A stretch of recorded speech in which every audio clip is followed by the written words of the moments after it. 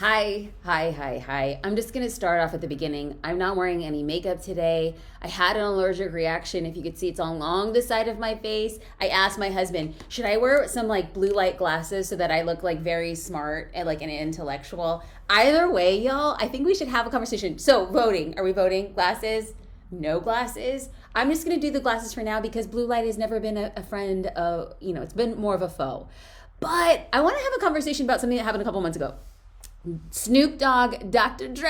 gave me some business advice. And yes, that photo is unfortunately photoshopped because I am not Mary J. Blige, but I learned something that I kind of want to apply and make it applicable to our business. But before I get there, I think it's important for us to kind of just have like a coming to, right? I don't know about you, but there was a time in my business where I felt like nobody's listening. I'm saying the same things over and over again on social media, and if I start niching down, like if I make a business offer or if I have a product or service that's really just for one person, it's not enough to drive up my business sales. It's not enough to build the business that I want. But somebody once told me, I think it was Pat Flynn, that there's riches in niches. And I was like, okay. The truth is, if you speak to everyone, you speak to no one. But if you don't speak at all, you cannot complain about not getting sales. So what happens is I see a lot of small business owners get in their heads like, I'm posting too much on social media, nobody's responding. If I just talk about this one thing that I sell, people are going to get bored of the message. And so then when business owners start telling themselves that narrative and they start believing it again and again, it stops showing up on social media to market your business. And that's the last thing that anybody should do. Because what happens is people will say, well, if I had 10,000 followers or if I had 100,000 followers, I would have more sales. And I am here to tell you that more followers do not mean more sales. Because if you're not getting sales right now, let's just say you have 1,000 followers. If you're not getting sales right now, getting 10,000 followers doesn't mean that you're going to get sales. We have to learn how to get sales for where we are in our business. And sales is simply, it is not sleazy, it's not smarmy. It's actually having a conversation with somebody who has a pressure point or a problem that your business can help with. I don't care if you sell essential oils. I don't care if you sell hair care. I don't care if you're a graphic designer. I don't care if you're a car mechanic. I don't care if you are into lawn maintenance. Everybody has a problem. Not everybody, your dream customer, not everybody. Your dream customer has a problem that you can uniquely solve, help, empower for them. So the more that you share what it is that you do, it will only do one of two things. When you put your social content out, it'll only attract more people or it will repel people. I actually love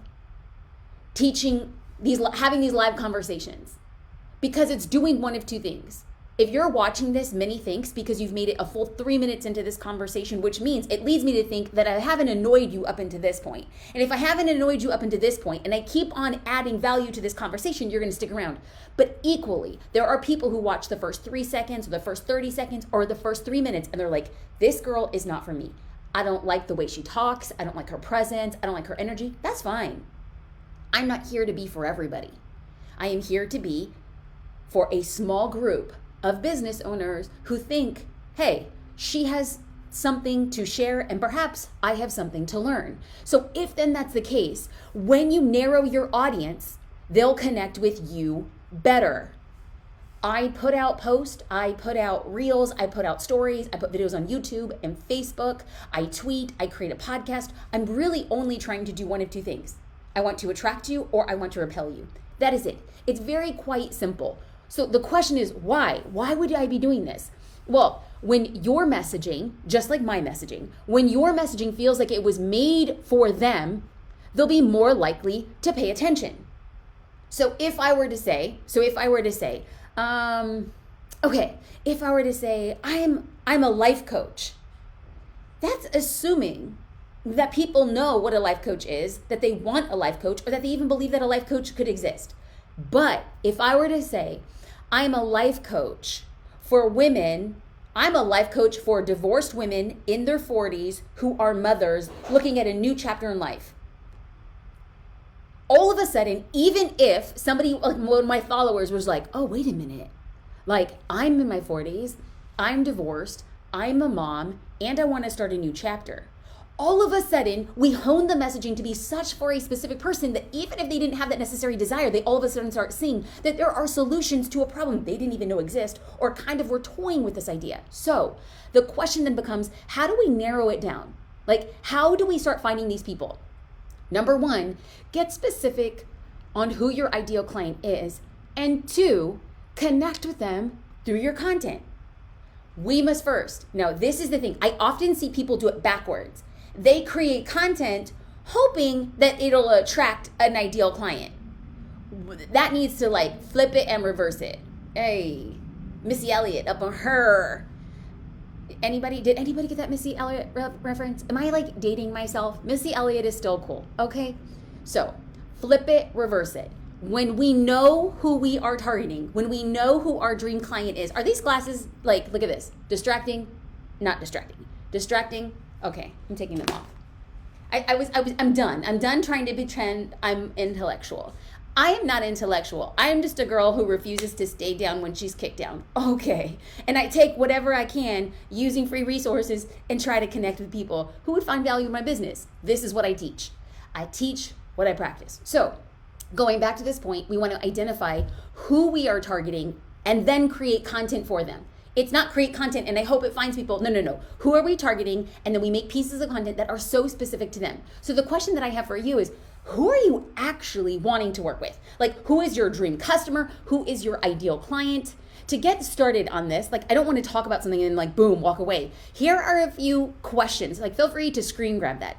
When you answer those questions, and a lot of times people will say, no, I don't want to do that. I don't have time for this right now. I'll get to it in the future. I don't see how this makes sense for my business. I tried this once before. It doesn't work.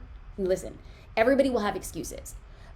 But I can promise you, if there is one thing that I would live and die by for any business owner of any generation, of any gender, of any race, of anything, if you have something to sell, you must, before you think about marketing, before you think about a logo, before you think about sales, before you think about a website, before you think about anything, you must know who your target market is. Period. The end. So when you answer those questions, things start like popping up and being like, hey, I never saw about that before. Now, just in case you're a little dubious, Chief, I want to introduce you to Claire. Claire said, I got 2 new clients and it was based on an ideal client from a woman I saw on Instagram. Okay, so let's go in to explain Claire's story. So Claire has developed, she's a member of Social Curator, and I get to know these members very well. And she has an eco-friendly, all clean cleaning service in Florida. So she uses only organic products, and she was having a hard time getting clients to pay her more because she's like, Jasmine, my cleaning supplies are much more expensive because we do all natural, all clean. And so she decided, instead of saying I'm competing with anybody who cleans houses, and she has a whole team, like she has a multi-million-dollar business. She has a whole set of cleaning teams. And she's like, instead of competing with other cleaning offers, like other cleaning agencies, she's like, I need to identify that this particular client values organic. This particular client has extra money to spend. This particular client lives in this zip code. This particular client has kids. Because all of a sudden, when she answered all of those questions, she started putting out content that the dream client, oh, I have kids. Oh, hey, I live in this really affluent part of Miami. Oh, hey, you know what? I actually do shop at like Whole Foods or Erewhon, these really high-end stores that all of a sudden the content was no longer we clean houses, but the content became, what do you care about? What do you value? Are you willing to invest in having clean cleaning from cleaners? And guess what? She booked 2 clients. And one of the things, it is a little long, but I had to like share it because one of the things that she had said was that she created her dream client, her ideal client profile. She created on somebody that she was following on Instagram. She did not know this woman. She had not booked cleaning their house. She's like, that's the person I want to work with. Started creating content for what she thought that person wanted, and that person reached out to her. Come on. It is literally when you know what you're attracting, it starts coming to you. So once you know your ideal client, you can create content specifically for them. So if you're stuck, what I want you to start with is use age-appropriate references. Once you answer that list of questions that I had shared a little bit earlier, well, actually, let me go back. Let me just share that real quick. Once you answer these questions, you can then make age-appropriate references, which leads us back to the beginning of this conversation when I was like, yo, I learned a lesson from Snoop Dogg and Dr. Dre. Okay, and then I photoshopped my face into it. The lesson I learned is that a lot of the people who were sharing stories during halftime and they were lip singing and they were making TikToks or reels, they were posting on Facebook. They're like, you know you're in your late 30s when you could spit every rhyme from Dr. Dre or Snoop. Or it's just like you're applauding Mary J. Blige because she's like 52 and like Queen has it going on. So all of a sudden it just heightened the fact that if my dream customer is in their late 30s and early 40s, it would behoove me to start making references to this social phenomenon around the Super Bowl. Now, you might have a target market of, let's say guys who are 22. Perhaps like a 50 Cent reference or an Eminem reference, it might not jive. What am I, 87? It might not resonate with them the way it would be if you made a reference to like Russ or Lil Nas X. Like making these references, all of a sudden it's like a honing call. Like, oh wait, what? Like honestly, if you want to speak my love language, if you make a reference to Fleet Foxes or Bon Iver, I'm gonna be like, brr, what? Brr. All of a sudden, based on our taste of music, I'm like, I like you. Why? We're making age appropriate references around things that we might share. Beginning, how I said we all have a problem to solve.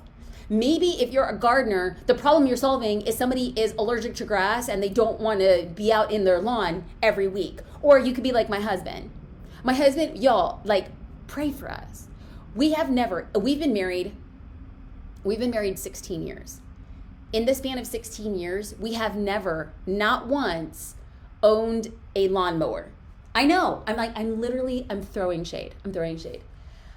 We have zero garden supplies. Now, to be fair, in California, yards are not really yards. They're like a little patch of grass in the front of your house, okay? If you have a patch of grass, do you know for years we just didn't even have, like, our backyard was just a concrete slab, okay? So anyway, we never had this, and my husband insisted, and then he got his dad, my father-in-law, to co-sign. He's very allergic to grass. Very. Okay.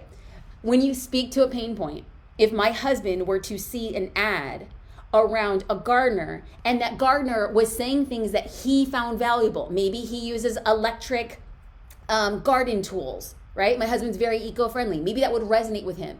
Maybe there is a photo with the gardener and his family and saying it's like a family affair. That would resonate with my husband. So when you're talking about age appropriate, you're talking about touch points that are painful. Like, you don't want to be in the sun. It's like 100 degrees in California. Do you really want to be mowing your lawn?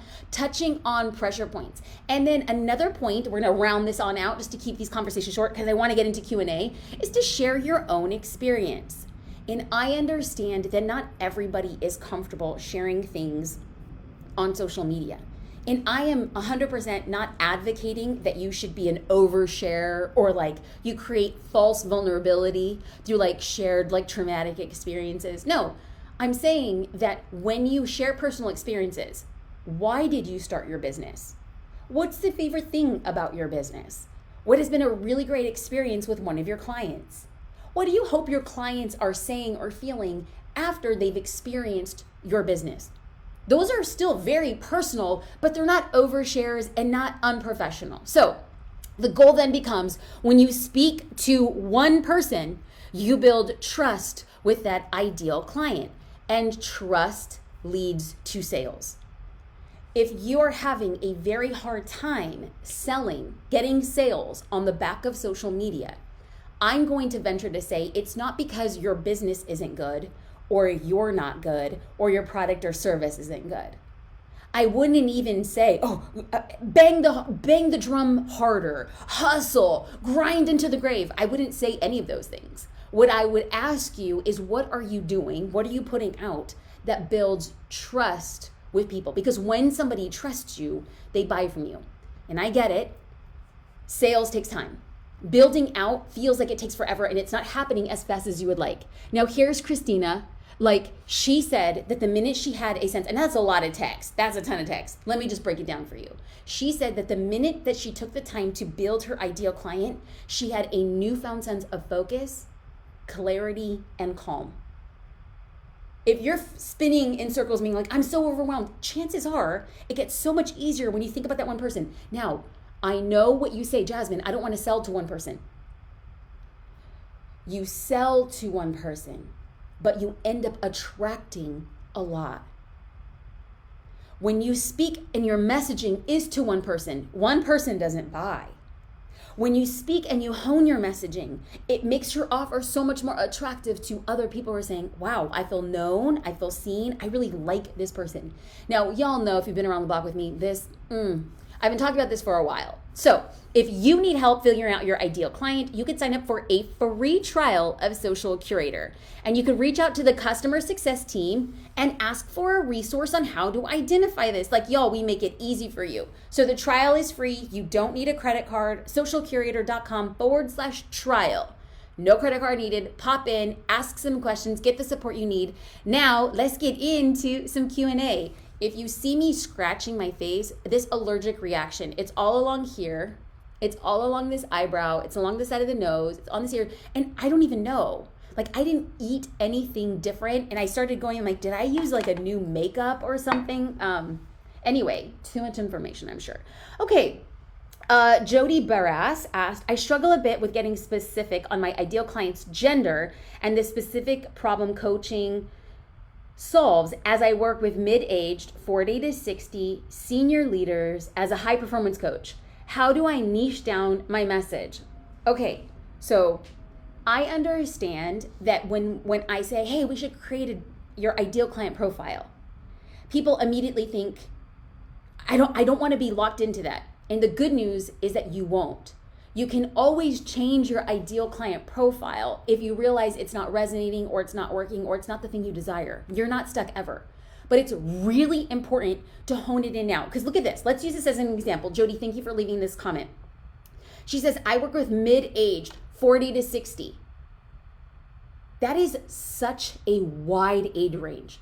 I believe you should pick a single number of your dream customer, period, the end. Because if Jody were to say that her dream customer is 40 years old, on average, like, I don't know, but there's a good chance that if somebody is in their early 40s, they have children in junior high or high school-ish. And when you're speaking to an executive who wants to be a coach on high performance, and you were to speak to, I know the pressures of balancing your corporate job, travel, making it to your son's varsity game or your daughter's gymnastics practice. Okay. Then you start saying these things. I know that there are some days that when you want to blast Eminem on your drive. What we just did was we made references to your son's varsity game. That's an age range. To your daughter's gymnastics practice. When you're driving her to her gymnastics practice, indicating that she's not of driving age. When you want to blast Eminem, who are you targeting? A 40-year-old. Now, let's use the same copy, the same idea for somebody who's 60. Somebody who's 60, there's a much better chance that they don't have children in high school. There's a much better chance that they're probably into a new season of their life. Perhaps they're like ideating about being grandparents. Perhaps they're ideating about what it really means to be in their silver years, to not have any kids living at home. And so all of a sudden you're like, as you enter into the pinnacle of your career, driving into the office and you're listening to Jimi Hendrix as you get prepared to present to the board. We understand the struggle of balancing the desire to travel around the world with your partner and to FaceTime with your grandchildren. What did we do? We can't target two people at the same time. People try. But it is more effective to target the 40-year-old who's trying to balance his son's football game and the 60-year-old who's looking at, quite honestly, what retirement looks like. Partial retirement, more traveling with a life partner, grandkids, FaceTime technology. You're selling the same thing, but the messaging becomes different. Now, if you say, I'm a high performance coach, hire me. How do I know that you're the right performance coach for me? You don't until your content dictates who you are attracting. So, Jody, I know you're having a hard time saying, well, I can coach men and women. I know you can. I think you need to pick one gender. It speaks differently. Now, here's a perfect example. I know that I am not Gary Vaynerchuk's dream follower, client, somebody who invests in the things that he does. Gary Vaynerchuk clearly is going after guys in their late 20s, early 30s. I'm not a guy, and unfortunately, I'm not in my late 20s. But I still buy everything the guy puts out because his messaging, even though it's not targeted to me, it still resonates with me. Now, there are other opportunities. I know that at Social Curator, our dream customer, our ideal client is a female. Do I know that there are users of Social Curator who are men? Absolutely. Because the offering in and of itself is not gender specific, but the way that we're framing it up is. And that's okay. So this is why I say when you just identify, you will attract others, but it helps you hone and lessens the overwhelm. Jody, that was a great question, and I felt like I spent a long time. I'm hoping that it helps. Okay. Shauna Campbell, how do I appeal to my high school parents for senior photos when the new generation doesn't want pictures anymore? Yes, they do. Shauna, oh girl, I will go toe-to-toe with you. I will go toe-to-toe. Seniors want photos. What they don't want is the senior photos in a field with their guitar in the background with their Letterman's jacket. What they don't want is some brick alleyway with the wind blowing in their hair, and they don't want that anymore. What they want are really cool photos that look effortless so that they can share on social. And every photographer who shoots seniors right now just died a little. I know. But it's either you innovate and you change with the demands, or you go out of business. If I were a senior photographer, I know, Shauna, you don't want to hear this. If I was a senior photographer, I would hire somebody on my shoots to create reels or TikToks during the senior session. And then you give it to them as part of their collection or package. And then they shout you out. You have to be able to create value where because people will never come out and say, I want to look like an Instagrammer. I want to look like I have that Instagram life and I want content to share, but I'm afraid to create it. But if you, Shauna, create it, they will share it. And when they share it, other kids are going to say, that's the photographer I want. That's just it. Okay. Was that a little harsh? Just spitting my truth, not the truth. This is the world from how I see it. Okay. Sweetie Mangumbo. I love your name. I help professional women get clear about their purpose. How do I narrow down my audience? Sweetie, number one, how old is your dream customer? Because the way that you speak to them will vary widely if you help women in their 20s. If you help a woman who's 25, if you help a woman who's 35, if you help a woman who's 45, if you help a woman who's 55, all of your messaging is so entirely different. And a woman who's 25, who's trying to find her purpose, is truly deciding, generally speaking, what does motherhood look like, or what does her career? Most women when they're 25 are trying to be ooh, what's the path that I'm going to choose? How do you find purpose? Speak to that. A woman who's 35 maybe has a series of young children and is trying to work part-time or balance a full-time job and full-time motherhood. Speak to finding purpose in that. A woman who's 45, does she want to go back to school? What does innovation look like? Is she adverse to technology? How does her purpose relate to all of these things? A woman who's 55, oh, well, it's an empty nest, kids in college. What is her purpose? Does she feel like she's aging out? Is she too old? I am telling you, pick an age. Pick the pressure points according to that age and have your messaging account for that. There is a very, very, very high likelihood. I chose, all right, I talk about therapy, and I talk about my therapist, and I get really nervous. Why? I don't know. I was on the hunt for a therapist, and I did due diligence. I asked for recommendations. I read things online. And I know that this particular therapist was not targeting me. She was targeting executive men in their 50s. I'm not a man and I'm not in my 50s. And I looked at her stuff and I was like, yep, you're the therapist I need. She attracted me. So don't think, sweetie, that by narrowing, you're cutting people out. By narrowing, you're adding swag to your business. I know who I serve and I know who I can deliver on. It just changes things dramatically. Okay, so y'all, I have a meeting in like 3 minutes that I need to pop off for. But thank you for joining these chats. I love them. I go live every week on Facebook. This weekend, we're having a team retreat for Social Curator. There are going to be 25 people gathering together in the hills of San Diego, just east of San Diego, in a private retreat center. And we're going to be talking about where the business is going, what we want to do, and how do we better empower business owners to market their business and get sales. So a lot of dreams and ideations. We are also in the process of hiring. We have a lot of great opportunities at Social Curator. If you are interested, you can go to socialcurator.com/careers. Elizabeth, can you drop that link? If y'all see Elizabeth in chat, clap her up. Elizabeth is a brand ambassador for Social Curator. She always comes into the live chats and she's here to support, answer questions, and point people in the right direction. Socialcurator.com/careers. Y'all have a great one. Shameless plug. It was a shameless plug. We're ending there. Have a good one.